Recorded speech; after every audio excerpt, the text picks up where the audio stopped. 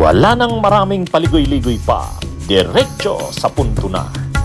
Maiksi lang ang komentaryo, pero diretso sa punto. Maraming kuro-kuro, may tiwali, may totoo.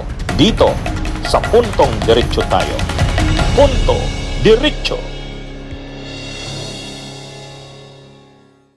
Hindi lang flood control, pati ibang mga ahensya. Maaalala natin noon, 'di ba yung Film Heritage Building na ginawa. Binisita nga ni Lisa Araneta at na negative yung reaksyon dahil substandard ang pagkakagawa.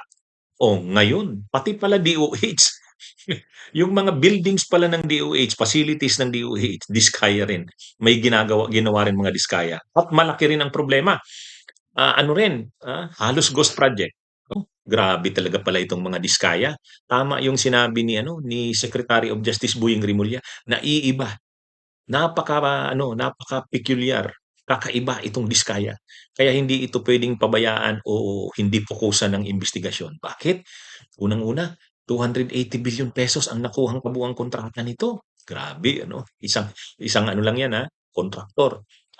Diskaya nga. Marami silang tinayong mga korporasyon, St. Timothy, St. Gerard, grabe. Nagtayo sila ng mga iba-ibang construction company, St. Timothy, St. Gerard, kung ano-ano, Alpha and Omega, para kung saan-saan na mga ahensya ng gobyerno, nakapangontrata sila. Hindi lang DPWH. Hindi lang DPWH.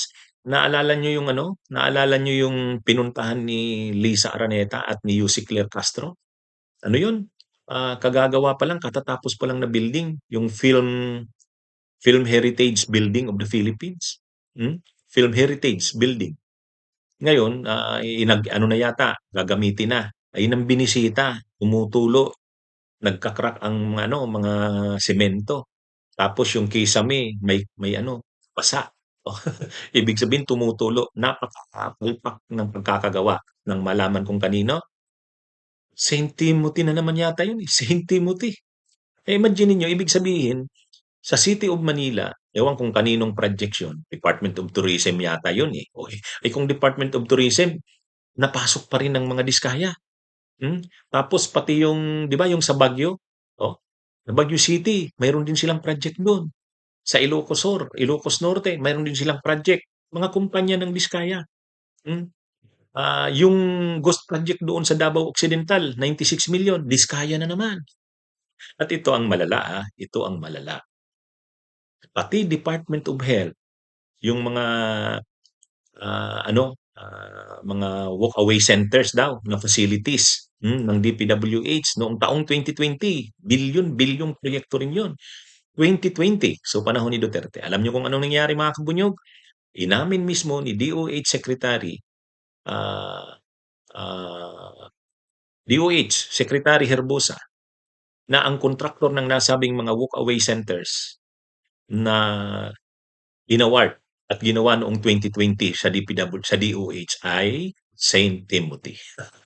Si Senadora Risa Hontiveros mismo ang nagtanong sa kanya. Salamat, Madam Chair, at salamat, Chair. So, Secretary, importante yung sinabi nyo, we don't get our value for money. Minsan kasi a year later pa malalaman. Baka pwede pong i-consider ng DOH yung nag-emerge sa Blue Ribbon investigation na there are categories of projects, short-term, medium-term, permanent, semi-permanent, and other, I forget the third category, covered by warranties or bonds na dapat pwedeng mag-collect ang gobyerno pag hindi na fulfill yung specs dun sa kontrata. By the way, pangalan nung sabi nyo may isa kayong nakitang contractor dito sa mga non-operational or walk-away health centers na nandun sa list of 15 ni Presidente. O alin yon? Which one? Diskaya, ma'am. Diskaya? Which company of theirs? St.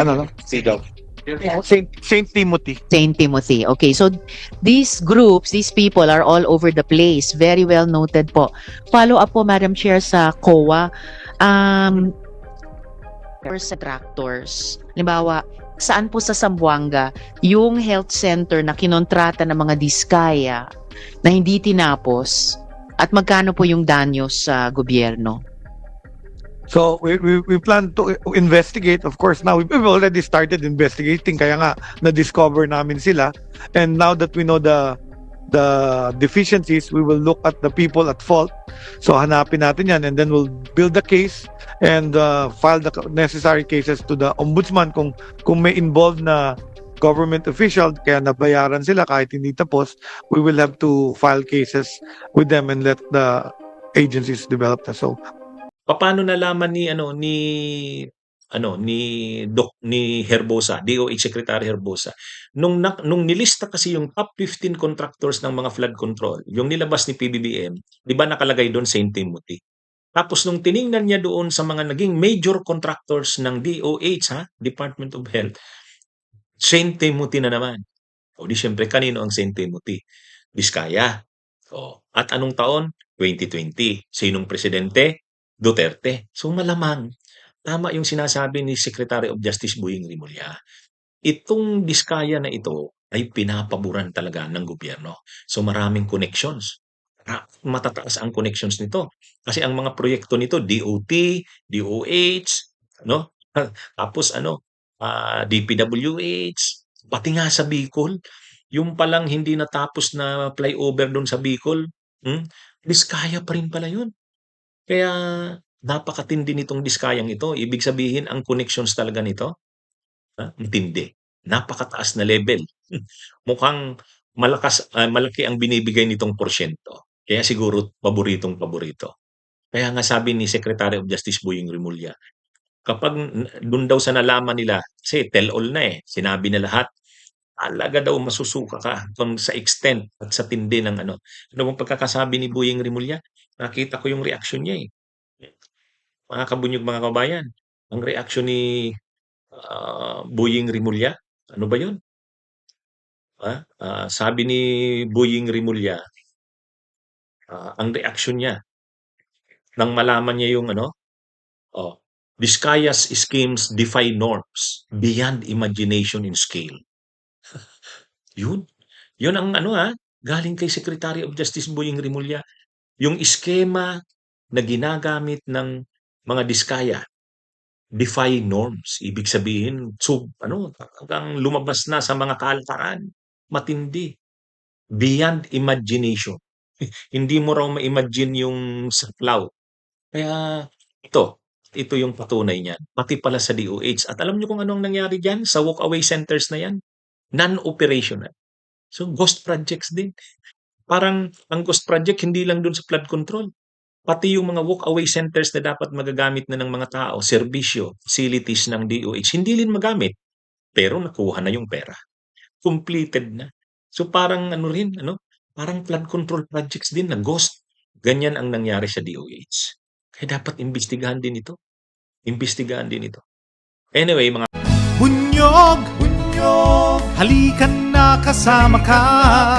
Bunyog, kapag buklod ay may pag-asa.